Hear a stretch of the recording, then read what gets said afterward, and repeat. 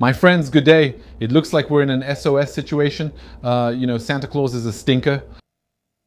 I didn't do that on purpose. My shirt. It's the moment I click to record that I realize my shirt matches the curtain behind me. And honestly, it wasn't done on purpose.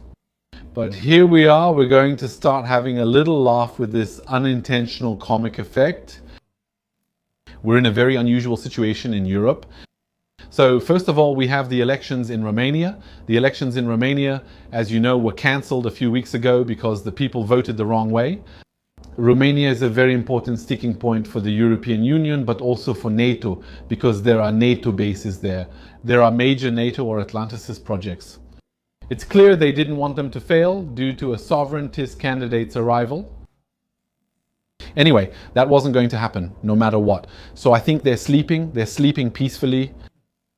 And of course, it reminds us a bit of the elections where Trump lost. Lost against Biden, it means that Trump was considered the winner because a large part of the votes had been counted. So there you go. We saw that the majority of people were voting for Trump and a minority for Biden. So obviously we're going to open other bags and we'll find about the same pattern repeating itself, right? And then suddenly things are reversed. And suddenly, just like that, there's a complete reversal and then Biden comes out on top. We don't know how. Speaking of Biden, if you've watched the news, they say he has advanced prostate cancer. It has even reached the bones and all that. So it's very metastatic and everything. So it's quite delicate for him.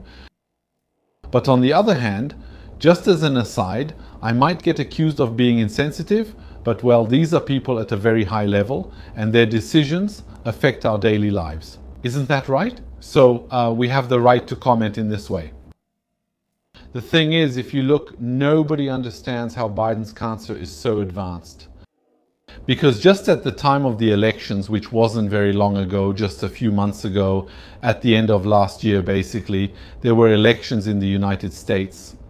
He had a medical checkup, like all the candidates have to go through a medical exam. They didn't find anything at that time. So everyone says, okay, he has advanced cancer today, all right, we're not going for it. But if he has it today and it's advanced at this stage, which was already visible long before, it's because this kind of cancer can be detected by simple blood tests years before it reaches this stage. So what does that mean, Ben? It means he hid it last time. So once again, we see the system's ability to hide, to lie constantly, non-stop.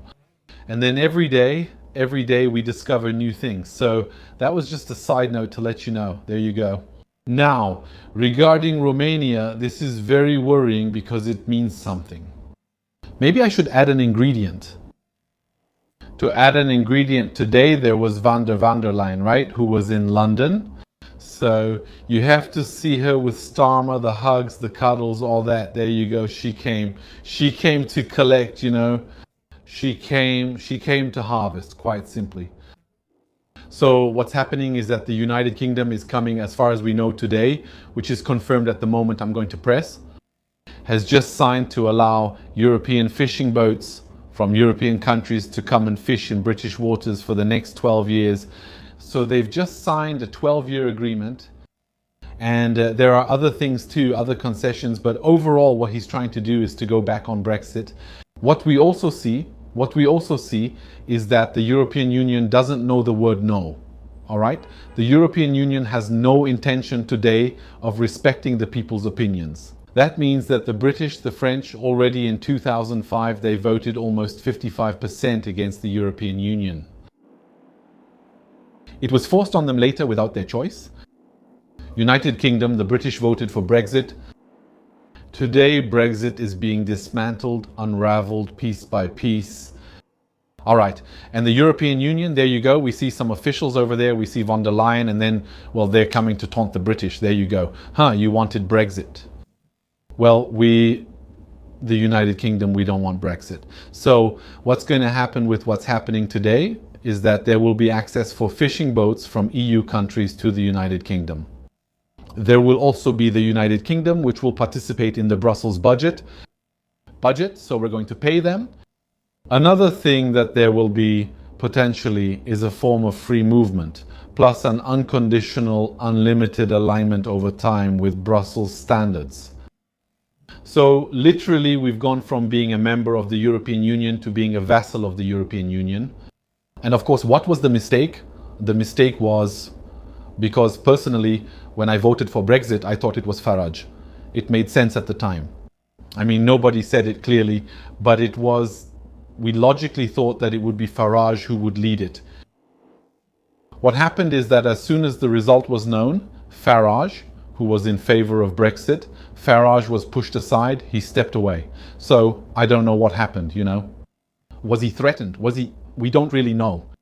But in any case, Farage, the man of Brexit, was pushed aside. And they put people in his place. They put in some shady sellouts, shady globalists, people who frankly don't care at all about any form of sovereignty or anything like that. That's not their concern at all. On the contrary, they're globalists. The other day, there was a journalist who asked a question to Keir Starmer, the British Prime Minister. She said to him, so Westminster is where the UK is managed. Westminster or Davos? Without thinking, he said Davos. There you go. They're globalists, they're stateless, they're people. For them, the country, the people, your history, I mean, they despise that, you know. They have grand plans for themselves and for their billionaire buddies and the megalomaniacs they hang out with.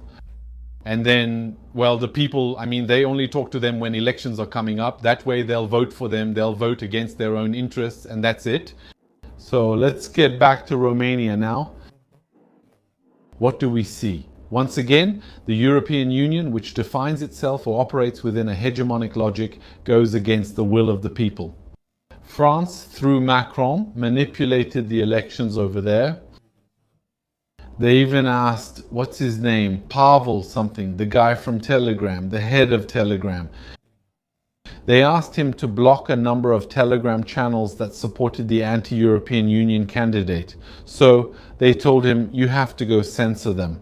That way people can't rally, no exchange of information, no contact, nothing. They just told him, go ahead, lock it down. He refused to lock them down and he shared the information on social media. But can you imagine, at the level of television, at the level of the media, at the level of other social media, I mean, these kinds of orders were received pretty broadly and then they were certainly followed.